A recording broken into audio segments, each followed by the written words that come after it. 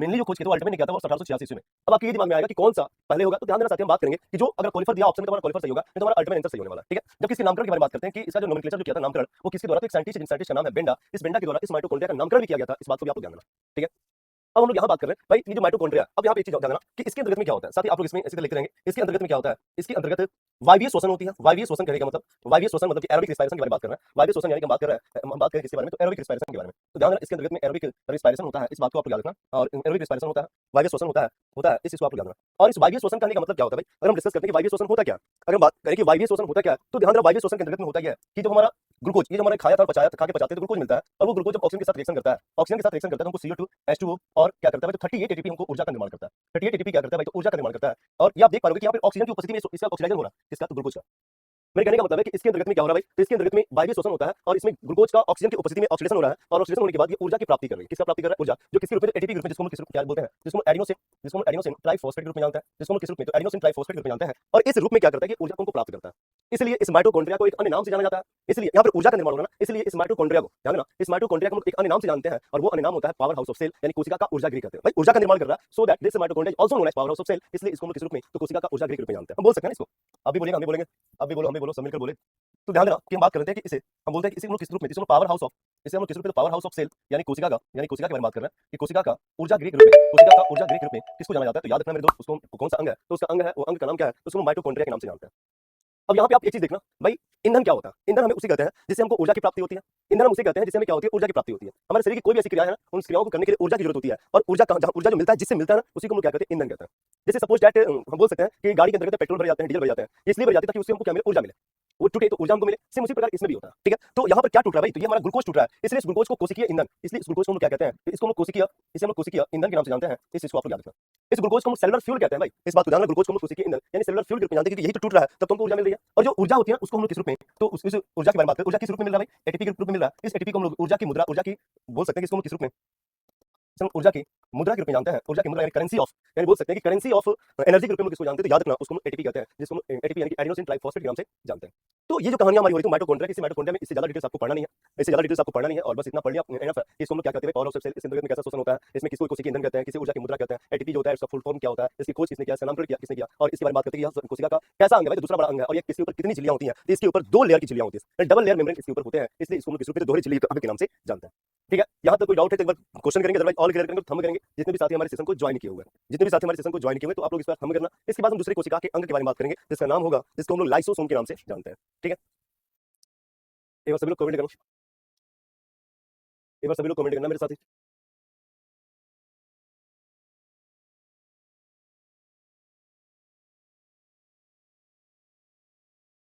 All clear, thank you so much, thank you so much everybody. ए भाई note करते रहो यार, साथ साथ में नोट करते रहो ना, नोट करने आपके पास बोर्ड पीडीएफ जाएगा फिर भी नोट करते रहना। अब मेरे को 1 घंटा टाइम मिलता है और उसमें भी मैं नोट कराने के लिए टाइम 10 मिनट 5 मिनट, तो फिर तो सोचो क्या होने वाला, ठीक है। आज जैसे भी हमारी, चलो ठीक है, प्रदीप कुमार एक बार फिर से वीडियो को शुरू से देखना, सब कुछ समझ में आ जाएगा, इसमें कुछ खास है नहीं। Okay all clear, okay then we have to discuss about now next organ and which is known as, जिसको हम लोग किस रूप में, जिसको हम लाइसोसोम के रूप में जानते हैं। ध्यान देना जिसको हम लोग क्या कहते हैं, एक हम दूसरे ऑर्गन के बारे में बात करें जिसका नाम है लाइसोसोम, जिस साथ याद रखना इसको हम लैन काय बोलते हैं, लैन काय के नाम से हिंदी में जानते हैं, और ये लाइसोसोम होता है। ध्यान रखना लाइसोसोम के बारे में बात करते हैं, बहुत सारी कहानियां, ठीक है, बहुत सारी कहानियां हैं, एक बार ध्यान से समझेंगे कि लाइसोसोम होता क्या। First of all we have to discuss about that कि हुआ द इन्वेंटर ऑफ, हुआ the discoverer of this lysosome, then we have to say, पहले हम बात करते हैं इसकी जो खोज सबसे पहले किसने किया था, इसकी जो खोज किया था लाइसोसोम की खोज डी डुवे नामक साइंटिस्ट के द्वारा किया गया था। डी डुवे नामक एक साइंटिस्ट है जिन्होंने इस लाइसोसोम का खोज किया था, जिन्होंने क्या किया था, तो इस लाइसोसोम का खोज किया था, इस बात को आप लोग जानना, ठीक है। उसके बाद हम बात कर रहे हैं कि इस लाइसोसोम के बारे में डिस्कस करते हैं, तो साथ ही ध्यान देना, अगर हम बात करते हैं कि इसका जो निर्माण होता है ना, इसका निर्माण किसके टूटने फूटने से होता है, तो इसका निर्माण गोल्जी बॉडी का नाम सुने होंगे, अभी हम बात करेंगे इस गोल्जी बॉडी के बारे में। इसका निर्माण गोल्जी बॉडी के द्वारा होता है, इसका निर्माण होता है गोल्जी बॉडी के द्वारा होता है, इस चीज को आप लोग ध्यान रखना। यानी हम अभी जस्ट हम बात करेंगे किसके बारे में, गोल्जी बॉडी के बारे में, इसके बाद तो हम बताएंगे कि गोल्जी बॉडी होता क्या है, दिखता कैसा है। साथ ही लाइसोसोम के बारे में सभी लोग कमेंट करना, तो एक बार सभी साथी मेरे कमेंट करेंगे, क्योंकि इसके बारे में मैंने पीछे बता रखा है कि वो लाइसोसोम जो होता है किस प्रकार का ऑर्गन होता है। इट मींस कि वो डबल लेयर मेम्ब्रेन वाले होते हैं, या फिर सिंगल लेयर मेम्ब्रेन वाले होते हैं, या फिर बिना मेम्ब्रेन के होते हैं। एक बार सभी लोग कमेंट करना, क्योंकि इसके बारे में पिछले बार में बता चुका हूं कि कौन कौन से सेल ऑर्गन होते हैं, किस प्रकार के होते हैं। बट यू हैव टू से which type of this organ, यानी यह जो है कैसा ऑर्गन होता है, इट मींस कि हाउ मेनी लेयर, यानी कितने लेयर इसके ऊपर होते हैं, इनकी झिल्ली होती है कितने लेयर में होती है। एक बार सभी लोग साथी कमेंट करना, ठीक है। हाँ, लाइसोसोम की खोज डी डुवे ने किया, वेरी गुड, बहुत अच्छा।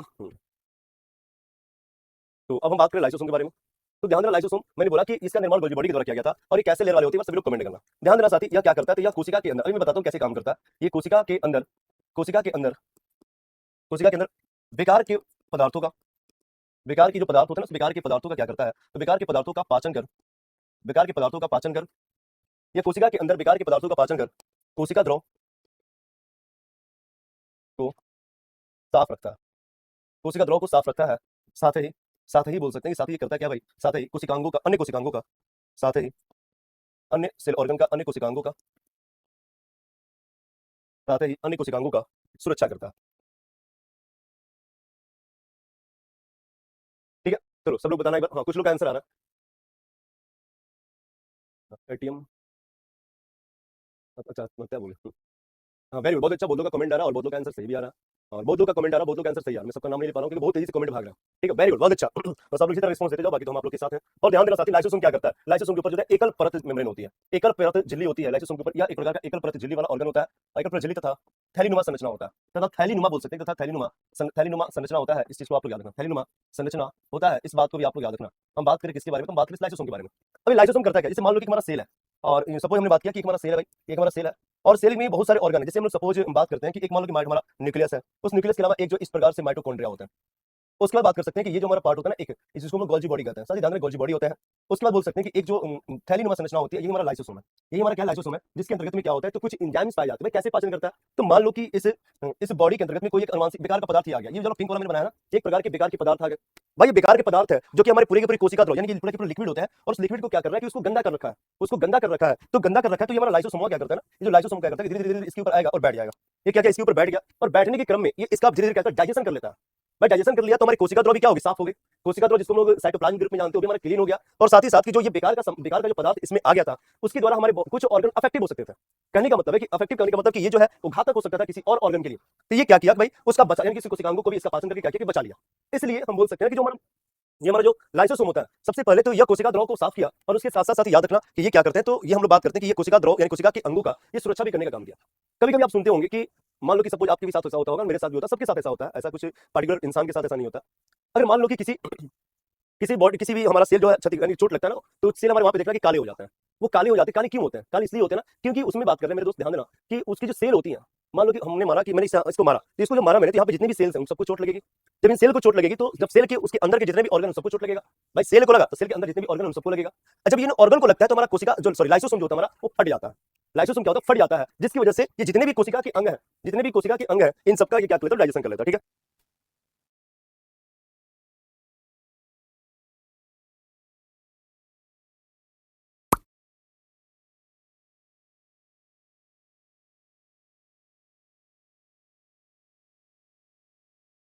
अब ये जो डाइजेशन की प्रक्रिया और विकार के पदार्थों का जो पाचन, यानी कि सब मैंने बोला कि डाइजेशन वगैरह करना, तो क्यों कर रहा है, क्योंकि इसके अंतर्गत में क्या होती है, तो इसके अंतर्गत में एक एंजाइम पाया जाता है which is known as hydrolytic enzyme. इस एंजाइम को हम लोग किस रूप में, तो हाइड्रोलाइटिक एंजाइम के रूप में जानते हैं। तो हमारी कोशिकाएं जब क्षतिग्रस्त होती है, वहां पे लाइसोसोम फट जाता है, तो वो जो हमारा सेल क्या होता है, डेड कर जाता है, डेड कर जाता है। और यही रीजन है कि इस लाइसोसोम को हम लोग आत्महत्या की थैली कहते हैं, अपने ही आत्मा को मार देता है भाई, अपने ही बॉडी को जितने भी ऑर्गन्स हैं सबको मार देता है। So that this is also called as lysosome, is also called as suicidal bag. इसलिए हम लोग इसको लाइसोसोम को क्या कहते हैं भाई, इसको हम लोग सुसाइडल बैग के रूप में, सॉरी आत्महत्या की थैली के रूप में जानते हैं। ठीक है, और उसके अलावा और हम बोल सकते हैं कि मान लो कि कोई हमारा अंग अच्छे से काम नहीं करो, बेकार का अंग हो गया, तो उसको भी क्या डाइजेस्ट कर, यानी उसको भी पाचन कर लेता है। इस चीज को आप लोग जानना। तो यहाँ पे हम लोगों ने क्या बोला कि हमारे लाइसोसोम की क्या क्या कारनामे थे, और साथ ही याद रखना कि इस लाइसोसोम में एक एंजाइम पाया जाता है, और उस एंजाइम को याद रखना कि इसमें हम लिख देते हैं कि इसमें हाइड्रोलाइटिक, इसमें हाइड्रोलाइटिक एंजाइम पाया जाता है। इसको भी आप लोग लिखना कि इसमें कौन सा एंजाइम पाया जाता है, हाइड्रोलाइटिक एंजाइम पाया जाता है। और मैंने बोला कि इसे अगर हम बात करें, इसके अन्य नाम बहुत सारे हैं, और अन्य नाम के बारे में बात करते हैं, तो अन्य नाम में कौन कौन से नाम है, तो हम बोल सकते हैं कौन कौन सा। तो सबसे पहले हम बात करेंगे कि इसको हम लोग आत्महत्या की थैली कहते हैं, आत्महत्या की थैली।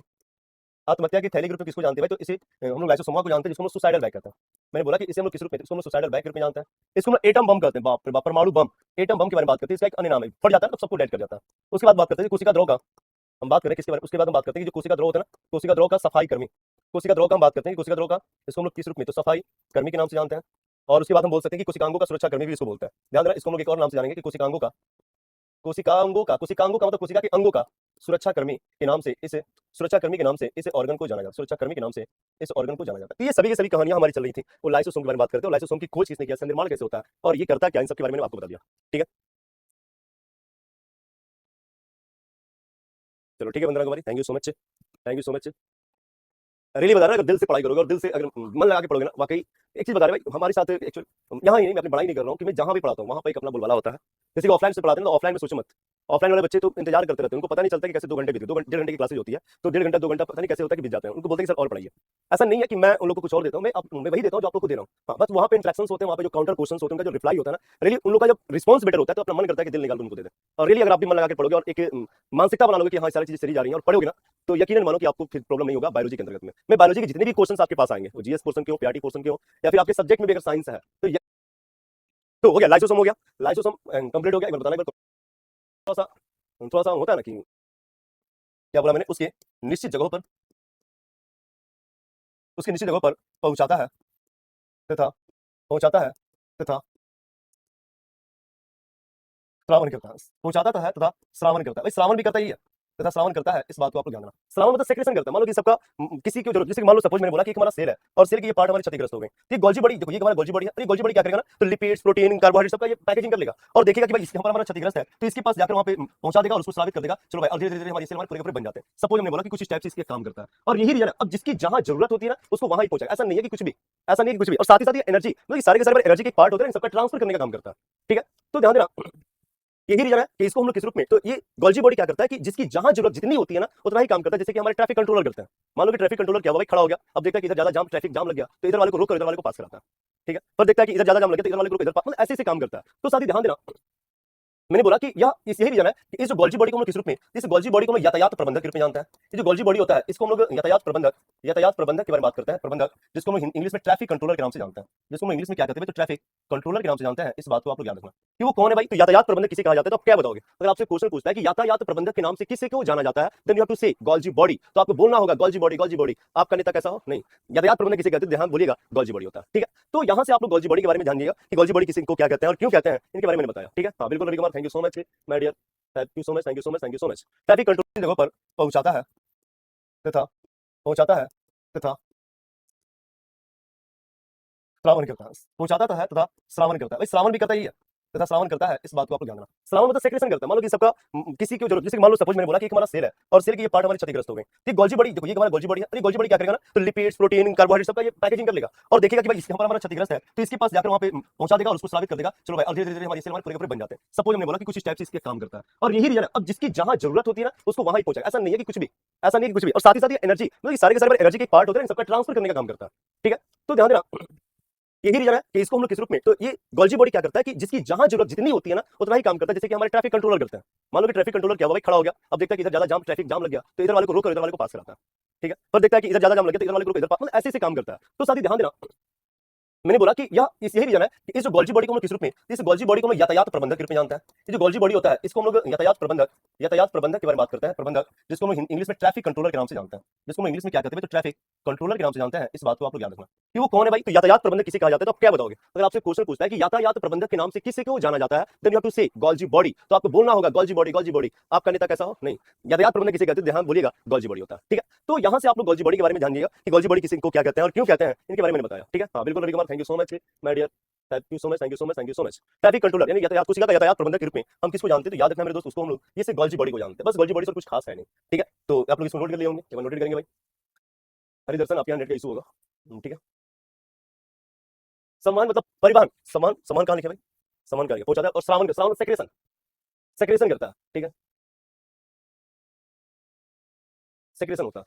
Okay, then we have discussed about this Golgi body. Now we have to discuss about next organ which is known as endoplasmic reticulum, जिसको हम लोग किस रूप में, तो एंडोप्लाज्मिक रेटिकुलम के रूप में जानते हैं। मेरे दोस्त याद रखना, एंडोप्लाज्मिक रेटिकुलम, एंडोप्लाज्मिक रेटिकुलम के नाम से जानते हैं, जिसको हम अंतःपृथ्वी जालिका कहते हैं, जिसको हम अंतःपृथ्वी जालिका के रूप में जानते हैं।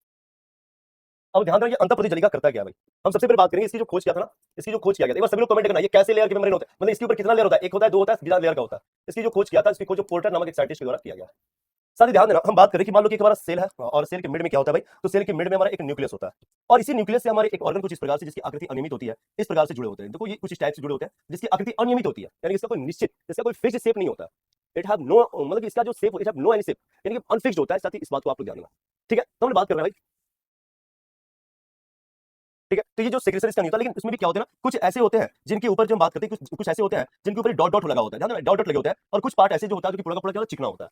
साथ ही याद रखना ये बताता है कि ये जो हमारा दोनों पार्ट है ना, इसी को हम एंडोप्लाज्मिक रेटिकुलम कहते हैं। और ये जो एंडोप्लाज्मिक रेटिकुलम है, ये दो प्रकार के होते हैं। एक जो जिसके ऊपर क्या है, तो जिसके ऊपर पूरे के पूरे डॉट डॉट लगे हैं, कि वो जो डॉट डॉट है ना, उसको हम राइबोसोम कहते हैं। इट मींस ये है कि जो राइबोसोम की उपस्थिति के कारण इसका एक आकार बन गया है, जिसको हम लोग किस नाम से, तो साथ ही ध्यान देना उसे हम लोग किस रूप में, उसे हम लोग रफ एंडोप्लाज्मिक रेटिकुलम यानी खुरदरी अंतःप्रद्रवी जलिका के रूप में जानते हैं। और एक के ऊपर कुछ नहीं है, इट मींस ये कि मतलब कि पूरा का पूरा क्या है, चिकना है, स्मूथ है, सो दैट उसको हम एसईआर यानी स्मूथ एंडोप्लाज्मिक रेटिकुलम के नाम से जानते हैं। तो हम बोल सकते हैं कि जो इसकी खोज किया पोर्टर ने किया था। और ध्यान देना साथी, इसकी हम लोग बात करते हैं एकल झिल्ली, कुछ लोग बोले नहीं सर डबल होता है, मेरे दोस्त याद रखना कि एकल परत झिल्ली के रूप में इसको जाना जाता है, या एकल परत झिल्ली वाला अंग होता है, जिसके बारे में ऑलरेडी पहले बता रखा है और मैं बार-बार इस चीज को बता रहा हूं, तो आप लोग पीछे वाले कॉपी को भी आप लोग जरूर देखेंगे। ध्यान देना, अगर बात करते हैं इसकी आकृति कैसी होती है भाई, आकृति के बारे में बात करते हैं, इसकी आकृति अनियमित होती है, इरेगुलर होता है। ध्यान देना, इसकी जो आकृति होती है अनियमित, अनियमित यानी कि हम बोल सकते हैं कि इसकी जो आकृति होती है इरेगुलर होता है, इस बात को भी आपको याद रखना। इरेगुलर होता है, अनियमित होती है, और साथ ही साथ बोल सकते हैं ये कोशिका के साथ जुड़े होते हैं, कोशिका के साथ, कोशिका नहीं केंद्रक के साथ, सॉरी केंद्रक के साथ जुड़ा होता है। हम बोल सकते हैं कि केंद्रक के साथ, केंद्रक के साथ जुड़ा होता है। केंद्रक के साथ क्या होता है भाई, तो जुड़ा होता है, इस बात को आप लोग याद रखना। ये हमने बात किया किसके बारे में, तो बात करें एंडोप्लाज्मिक। अब आगे आप लोग एक चीज और नोट करना कि इसके मुख्यतः दो प्रकार होते हैं। मैंने क्या बोला कि इसके मुख्यतः दो प्रकार होते हैं। इसके मुख्यतः कितने प्रकार होते हैं मेरे दोस्त, इसके मुख्यतः दो प्रकार होते हैं। इसके मुख्यतः दो प्रकार होते हैं, इस बात को आप लोग याद रखना। तो वो कौन कौन सा प्रकार, तो पहला जो होता है उसको आर ई आर बोलते हैं। आर ई आर का मतलब होता है rough, rough endoplasmic, rough endoplasmic reticulum के नाम से इसको, रेक्टिकुलम के नाम से इसको जाना जाता है, जिसको हम हिंदी में क्या कहते हैं, हिंदी में इसको हम लोग खुरदरी, हिंदी में इसको हम लोग क्या कहेंगे भाई, हिंदी में इसको हम लोग खुरदरी अंतःप्रद्रवी जलिका, खुरदरी अंतःप्रद्रवी जलिका के नाम से जानते हैं। ध्यान देना खुरदरी कैसे हुआ, ये खुरदरा क्यों हुआ, क्योंकि इस पे ध्यान देना, हम लिख सकते हैं कि इस पर राइबोसोम उपस्थित होता है। इस पर कौन उपस्थित होता है भाई, तो राइबोसोम उपस्थित होता है, इस पर राइबोसोम उपस्थित होता है, इस बात को आप लोग याद रखना। और इसी की वजह से राइबोसोम उपस्थित होता है, इसी की वजह से इसकी जो शेप हो जाती है खुरदरी हो जाती है। भाई राइबोसोम का मेन काम क्या होता है, प्रोटीन का निर्माण करना। इसका जो मेन काम होता है ना, प्रोटीन का निर्माण करना होता है। तो जो अंतःप्रद्रवी जलिका में रफ वाला है, ये क्या करता होगा, तो प्रोटीन को निर्माण में सहायता करता होगा। यही बोल सकता ना कि ये जो एंडोप्लाज्मिक रेटिकुलम है जो रफ वाला, ये क्या करता है, इसके इस पर बोल सकते हैं, ये लिखा इस पर, इस पर राइबोसोम उपस्थित होता है। और ध्यान देना, हम बात करते हैं इसके मुख्य कार्य के बारे में, इसका जो मुख्य कार्य है, अगर हम डिस्कस करते हैं इसका जो मुख्य कार्य वो क्या है, तो याद रखना प्रोटीन के निर्माण में सहायता करना, प्रोटीन के निर्माण में सहायता, प्रोटीन के निर्माण में क्या करता है, तो सहायता करता है। ओके, तो इस चीज को ध्यान रखना। तो मैंने बताया कि इसके मुख्य दो प्रकार है, और उस दो प्रकार में मैंने एक प्रकार को देखा, एक प्रकार और है, हम लोग उसको भी देख लेते हैं। ठीक है, ये एक प्रकार है और एक प्रकार और है, हम लोग उसको भी देख लेते हैं। वो कौन सा प्रकार है भाई, यहाँ तक नोट कर लिए होंगे आई होप। तो हम लोग बात करेंगे सेकंड, यानी कि दूसरा जो होता है ना, उसको हम लोग एस ई आर के रूप में जानते हैं। एस ई आर जिसको हम लोग क्या बोलते हैं भाई, जिसको स्मूथ एंडोप्लाज्मिक, एंडोप्लाज्मिक रेक्टिकुलम के नाम से जानते हैं। तो ध्यान देना कि ये जो होता है चिकनी, हम बात करते हैं ना चिकनी अंतःप्रद्रवी जलिका के नाम से इसको जानते हैं। इसको हम लोग क्या कहते हैं, चिकनी अंतःप्रद्रवी, चिकनी अंतःप्रद्रवी जलिका के नाम से इसको जानते हैं मेरे दोस्त, इस बात को याद रखना। यानी कहने का मतलब है कि इस पर राइबोसोम उपस्थित नहीं होता।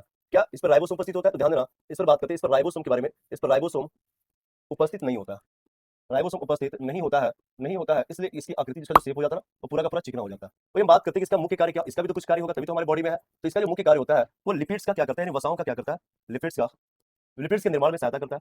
लिपिड्स के निर्माण में बोल सकते हैं कि निर्माण में, लिपिड्स के निर्माण में सहायता करता है, लिपिड्स के निर्माण में सहायता करता है। इस चीज को आप लोग याद रखना। हम बात करें किसके बारे में, तो हम बात कर रहे हैं इस एस ई आर के बारे में। ठीक है, तो ये हमारी कहानियां हैं।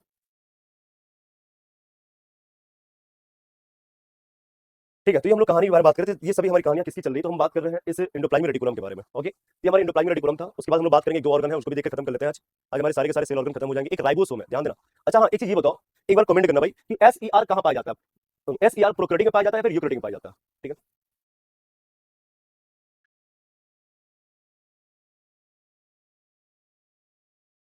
हाँ, वसा के संश्लेषण, लिपिड्स का मतलब क्या होता है, वसा होता है। लिपिड्स का मतलब क्या होता है, वसा होता है। वसा का संश्लेषण यानी कि उसके निर्माण की ही बात करते हैं। निकेसी संश्लेषण का मतलब क्या होता है, निर्माण होता है, सिंथेसाइज जिसको इंग्लिश में बोलते हैं। तो उसमें सहायता करता है।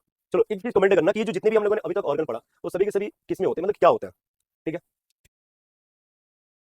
अब इसके बाद हम लोग बात करेंगे एक नए ऑर्गन के बारे में जिसका नाम है राइबोसोम, जिसको हम लोग नाम से जानते हैं।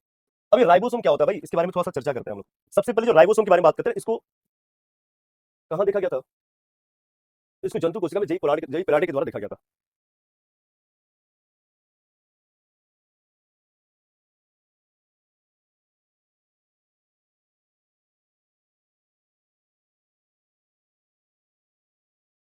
ठीक है, तो हम लोग राइबोसोम के बारे में बात कर रहे हैं। ध्यान देना, ये जो राइबोसोम होता है ना, इसकी सबसे पहले बात करते हैं, इसकी खोज किसने किया था भाई। अगर हम लोग इसकी खोज के बारे में बात करते हैं, इसकी जो खोज किया था एक साइंटिस्ट, जिस साइंटिस्ट को मैं जई पेराटे के नाम से जानता हूं। जई पेराटे ने इसकी सबसे पहले जंतु कोशिकाओं में देखा था। और ध्यान देना कि जितने भी अभी तक हम लोगों ने ऑर्गन को पढ़ा, वो सभी के सभी हमारे यूकैरियोटिक वाले होते हैं। ठीक है, वो सभी के सभी क्या यूकैरियोटिक वाले थे। और अब हम राइबोसोम के बारे में बात करते हैं ना, ये प्रोकैरियोटिक के अंतर्गत पाया जाता है। ध्यान देना, जितने भी ऑर्गन के बारे में बात करते मैंने बताया था, याद करना, जब हम लोग एक तरफ प्रोकैरियोटिक लिखवाया था और एक तरफ यूकैरियोटिक लिखवाया था, तो मैंने बताया था कि इसमें क्या होता है और इसमें क्या होता है।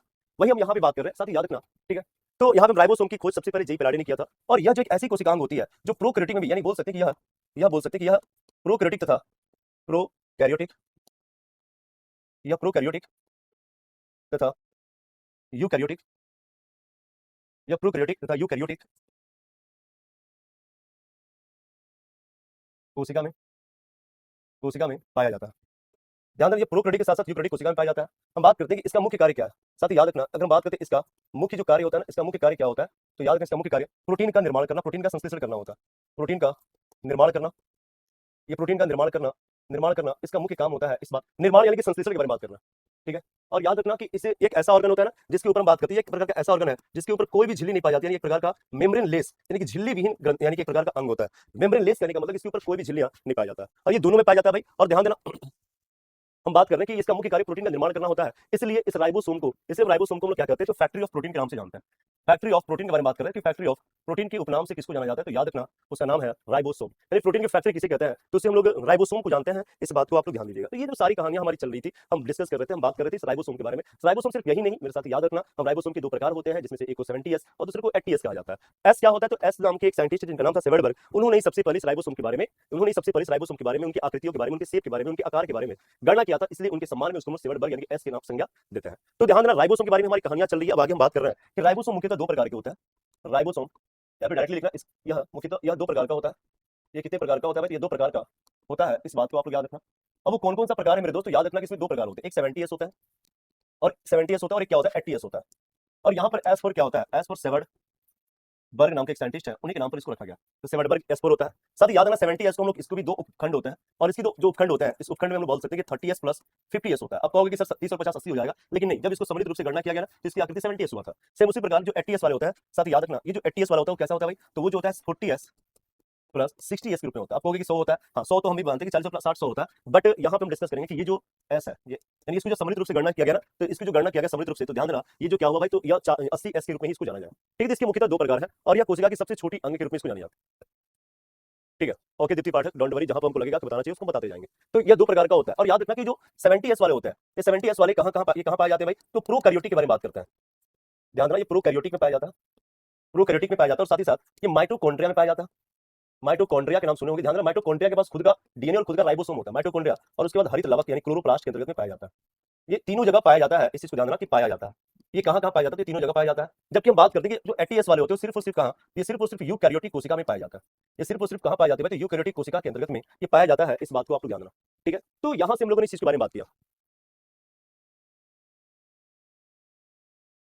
70S के दो उपखंड होते हैं, एक बड़ा होता है और एक इससे छोटे लगे होते हैं, और इसको हम 50S के रूप में जानते हैं, इसको 30S के रूप में जानते हैं। ध्यान दें, जब दोनों को सम्मिलित रूप से गणना किया गया ना, तो इसको 70S के रूप में जाना गया। ओके, तो यहाँ से आप लोग बात कर सकते हैं कि हमारे दो प्रकार के होते हैं, और जिसको मैंने बताया आप लोग के सामने, बस यही है, कुछ खास नहीं है। ध्यान देना कि प्रोकैरियोटिक माइटोकॉन्ड्रिया हरित लवक के पास खुद का क्या होता है, तो खुद का इनके पास खुद का इनके पास राइबोसोम होता है। ऐसी माइटोकॉन्ड्रिया बल्कि लिख लेना आप लोग, टाइम जगह तो होगा ही, तो याद रखना, इस पर लिख लेना इसका स्वयं का डीएनए तथा राइबोसोम होता है।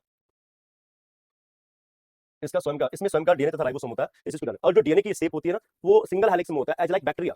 हम बात करते हैं कि जो डीएनए का जो शेप होता है, यहाँ पर आप लोग चीज को लिखना, तो मेरा छूट गया था। हम बोल सकते हैं कि इसका जो डीएनए होता है ना, वो सिंगल हेलिक्स होता है। मेरे दोस्त याद रखना, वो कैसा होता है, वो सिंगल हेलिक्स होता है। इस चीज को आप लोग नोट करना, जो डीएनए होता है सिंगल हेलिक्स, और आपको पता है एज लाइक हम बोल सकते हैं कि एज लाइक, हाँ बिल्कुल डॉली, हमारे 70S वाले सिंगल हेलिक्स होता है, एज लाइक हम बोल सकते हैं प्रोकैरियोटिक के अंतर्गत में जो बैक्टीरिया होता है उनके जैसा समान होता है, ठीक है। तो ये हम लोग बोल सकते हैं, क्लियर है। आप लोग इसको जरूर लिखिएगा कि माइटोकॉन्ड्रिया में इसमें स्वयं का डीएनए तथा राइबोसोम होता है, और मैंने यहाँ पे लिख भी दिया था, और ऑलरेडी पहले मैंने डीएनए के बारे में बताया था, ठीक है। हैव यू अंडरस्टैंड, और have you any questions then. 70S undeveloped होते हैं और 80S डेवलप होता है। ओके, देन ये हमारा ये भी खत्म हुआ। अब हम बात करेंगे एक और ऑर्गन देख लेते हैं, लवक, उसके बाद रसधानी। एक कैसो हीरो है, बार-बार एक ही क्वेश्चन पूछ रहे सर, कैसो रसधानी क्या होता है। भाई रुको यार, रसधानी मैंने भी पढ़ाया नहीं है ना, रसधानी को पढ़ लेंगे तो आपके क्वेश्चन जितने भी आएंगे वो सब आपके मन में भर जाएंगे, खत्म हो जाएंगे। ओके, डोंट वरी, मैं आपके साथ हूँ, आपसे मैं प्यार करता हूँ, और आप भी मुझे प्यार करो, मैं यही चाहता हूँ। पता नहीं गाना भी है, प्यार दो प्यार लो, गाना सुनोगे नहीं। और अब वो ना, जीने को है 4 दिन बाकी है बेकार दिन, जीने को है 4 दिन बाकी है बेकार दिन। तो डीएनए डबल होता है ना, वो हम लोगों में होता है, वो माइटोकॉन्ड्रिया के पास खुद का है, वो एक अलग खुद का स्वयं का है, तो उसको सिंगल हेलिक्स वाला है। बाकी तो हमारे केंद्रक में जो पाए तो डबल लेयर वाले होते हैं, ठीक है। माइटोकॉन्ड्रिया में दो जड़ी संरचना होती है, मैंने लिखा रखा है। बिल्कुल निके से लिख सकते हैं। तो हम बात करें हरित लवक की क्या है, बात कर लेते हैं हरित लवक से किसे पाए जाते हैं, सबके बारे में बात करेंगे। भाई अब बात करने जा रहे हैं अब किसके बारे में, लवक के बारे में। तो अगला हमारा पॉइंट ही होगा, उस पॉइंट का नाम है लवक, जिसको हम लोग क्या बोलते हैं, जिसको हम लोग प्लास्टिड के नाम से जानते हैं, जिसको हम लोग क्या कहते हैं, प्लास्टिड कहते हैं। ध्यान देना साथ ही, सबसे पहले यह पादप कोशिका में सिर्फ पाया जाता है, या सिर्फ बोल सकते हैं कि सिर्फ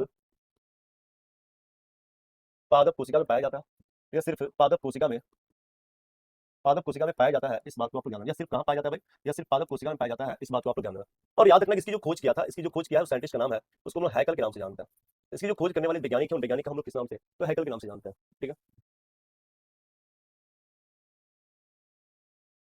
तो मैंने बोला इसकी खोज किसने किया, हाइकल ने किया था भाई। ये 3 प्रकार का होता है दोस्त, ध्यान देना मेरे साथी, ये कितने प्रकार के किया तो ध्यान देना, यह 3 प्रकार का होता है, यह 3 प्रकार का होता है, इस चीज को आप 3 प्रकार का होता है, इस बात को आप याद रखना। और कौन कौन सा प्रकार है तो एक एक करके हम सबके बारे में बात करेंगे। तो पहला हमारा क्या है, तो पहले वाले को अवर्डी लवक कहते हैं, जिसको ल्यूकोप्लास्ट कहते हैं हिंदी में, अवर्डी लवक कहा जाता है, अवर्डी लवक के नाम से इसको हिंदी में बोलते हैं, और इंग्लिश में इसको ल्यूकोप्लास्ट कहते हैं भाई। ये ल्यूकोप्लास्ट क्या होता है, ध्यान देना कि हम बात करते हैं कि हमारे जो पादप, मैंने सबसे पहले यही बताया कि ये जो लवक होते हैं ना वो पादप में पाया जाता है भाई, पादप में पाया जाता है, और इसकी खोज हैकल ने किया है। और ये कितने प्रकार के, तो 3 प्रकार के होते हैं। तो मैंने सबसे पहले बताया क्या है, सबसे पहला हमारा क्या अवर्डी लवक है भाई। अवर्डी लवक होता कहाँ है, पाया कहाँ जाता है, सबसे पहले हम लोग इसके बारे में बात करने वाले हैं। तो ध्यान दीजिएगा, मेरे कहने का मतलब है कि हमारे पादप का कुछ ऐसे ऑर्गन्स होते हैं, हमारे पादप के कुछ ऐसे अंग होते हैं, कुछ ऐसे भाग होते हैं ना जिनका कोई कलर नहीं होता। अब एक बार कमेंट करना कि पादप ऐसा कौन सा अंग है जिसके पास कोई कलर नहीं होता, और वहां पर एक लवक पाया जाता है, जिस लवक को हम लोग अवर्डी लवक यानी ल्यूकोप्लास्ट के नाम से जानते हैं। मेरे दोस्त याद रखना मेरे साथी सभी लोग कि यह एक प्रकार का रंगहीन लवक होता है, और बोल सकते हैं एक प्रकार का कलरलेस होता है, कलर रंगहीन होता है, इस बात को ध्यान देना। और ये पादप के किस जगह पे पाए जाते हैं मेरे साथी, अगर हम इसके बारे में बात करते हैं तो याद रखना कि यह कहां पर, तो यह जड़ में पाया जाता है, क्योंकि जड़ में पाया जाता है भाई। अब जड़ में पाया जाता है और इसका कोई कलर नहीं होता, बट इसका काम तो क्या होता है, तो ये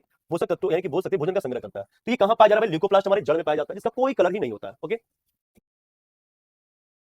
ओके, वेरी गुड, बहुत अच्छा, बहुत लोग का कमेंट आ रहा है, चलो वेरी गुड। जो दूसरा पार्ट होता है, दूसरा जो प्रकार होता है, उसको वर्डी लवक के रूप में जानते हैं भाई। वर्डी लवक कौन होते हैं, जिसको हम हिंदी में क्रोमोप्लास्ट कहते हैं।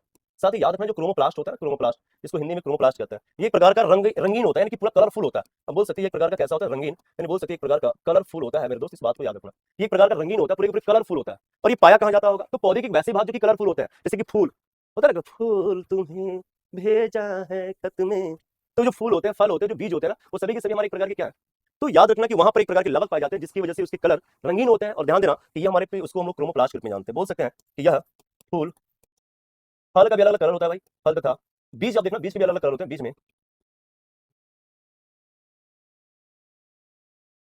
में पाए जाते हैं। ओके, तो ध्यान देना साथी, यहाँ पे इस चीज पाया जाता है। और बड़ी जैसे हम एग्जांपल के तौर पर बोल सकते हैं, जैसे उदाहरण में मैंने बोला कि चलो भाई उसके उदाहरण में कुछ देख लेते हैं कि इस उदाहरण में क्या क्या होंगे। तो उदाहरण में बात करते हैं कि जो टमाटर होता है ना, टमाटर, टमाटर कैसा होता है, टमाटर लाल होता है। लाल इसलिए होता है क्योंकि इसमें एक वर्णक पाया जाता है जिसको लाइकोपीन के नाम से जानते हैं, जिसको हम क्या कहते हैं, तो लाइकोपीन कहते हैं। फिर मैंने बोला कि जो चुकंदर होता है ना मेरे साथी, चुकंदर, और चुकंदर भी क्या होता है, तो लाल होता है, और ये किसकी वजह से होता है, तो विटामिन की वजह से होता है। तो इसको भी आप लोग याद रखना मेरे दोस्त, क्योंकि विटामिन की वजह से, विटामिन की वजह से क्या होता है, तो लाल होता है।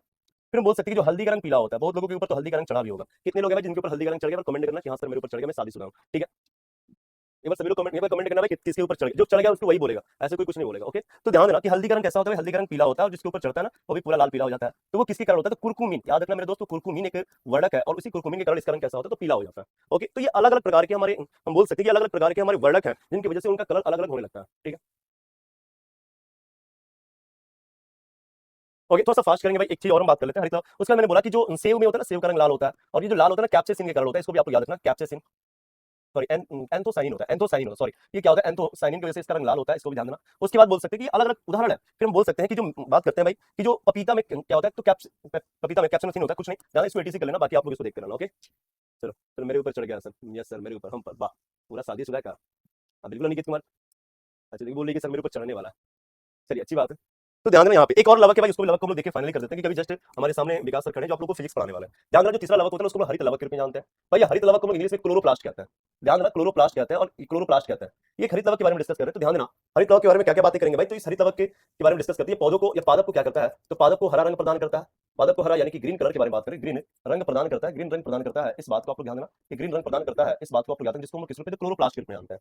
साथ ही याद रखना कि पौधों के पादप के कहां, तो बोल सकते हैं कि पादप के पत्तियों में पाए जाते हैं, पादप के तनों तथा पत्तियों में पाए जाते हैं, तनों तथा हम बोल सकते हैं कि तनों तथा पत्तियों में पाया जाता है, तनों तथा पत्तियों में पाया जाता है, तनों तथा पत्तियों में पाया जाता है, इस बात को भी आप लोग याद रखना कि तनों तथा पत्तियों में पाया जाता है, इस बात को भी आप लोग याद रखेंगे।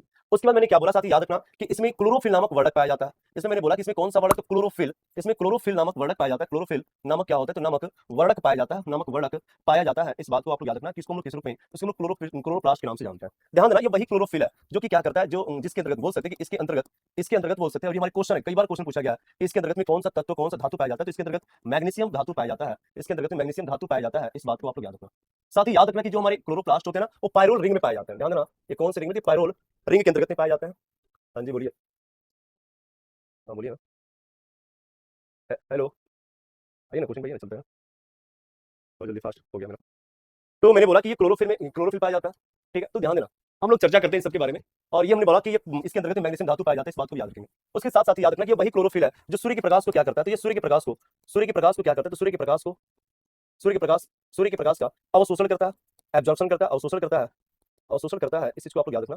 और जब सूर्य के प्रकाश को अवशोषण करता है ना, जब ये सूर्य के प्रकाश को अवशोषण करता है भाई, तो याद रखना कि जब ये सूर्य के प्रकाश को अवशोषण करता है तो इसकी जो क्लोरोफिल, हम बात करें क्लोरोफिल का जो रासायनिक सूत्र होता है C55H72 Mgn4O5 होता है। तो उसकी जो बात करते हैं कि उसके जो इलेक्ट्रॉन्स होते हैं पूरे के पूरे फ्री हो जाते हैं, और फ्री होने के क्रम में वो H2O को तोड़ते हैं, और H2O को तोड़ने के बाद ऑक्सीजन को अलग कर देते हैं, हाइड्रोजन को अलग कर देते हैं। वही हाइड्रोजन कार्बन डाइऑक्साइड के साथ जुड़ता है और उनके आहार यानी ग्लूकोज का निर्माण करता है। इट मींस ये कि हम बोल सकते हैं कि इसी हरित लावक के अंतर्गत में पौधों के अंतर्गत में प्रकाश संश्लेषण की अभिक्रिया होती है, और आपको पता है कि प्रकाश संश्लेषण की अभिक्रिया के माध्यम से पौधे अपना भोजन स्वयं बनाते हैं। So that this chloroplast is also known as kitchen of plant. तो ध्यान देना, हम बोल सकते हैं कि इसमें क्या होता है भाई, हम लोग क्लोरोप्लास्ट बोल सकते हैं कि इसमें प्रकाश संश्लेषण की क्रिया होती है, जिससे पादप अपना भोजन स्वयं बनाता है। ठीक है, और याद रखना कि इसी को हम लोग, इस क्लोरोप्लास्ट को हम लोग किस रूप में, जिसको हम लोग किचन ऑफ प्लांट कहते हैं। मैं यहाँ पे बोर्ड में लिख देता हूँ कि दिस इज आल्सो कॉल्ड, इसको हम लोग किस रूप में, किचन ऑफ प्लांट, यानी पादप का रसोई घर, पादप का रसोई घर। तो ये हमारा लास्ट पॉइंट था, और इसी के साथ हमारी सेशन पे लास्ट है। फिर मिलेंगे।